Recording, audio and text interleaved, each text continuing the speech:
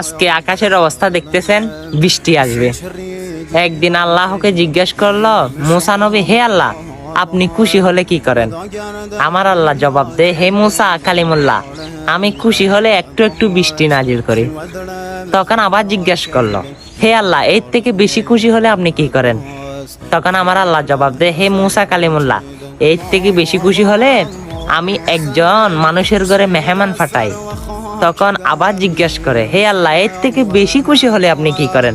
তখন আল্লাহ জবাব দে, হে মুসা, আমি একজন মানুষের ঘরে 3টা কন্যা সন্তান দান করি। সুবহানাল্লাহ। হ্যাঁ, আপনি তো এই সুন্দর আবহাওয়াতে সুন্দর একটা হাদিস শুনে ফেললেন। কি আপনার মতো ভাগ্যবান এই সকালে আর কেউ হতে পারে না আমার মনে হয়। ভিডিওটা শেয়ার দিয়ে সকল মানুষকে জানিয়ে দেন না।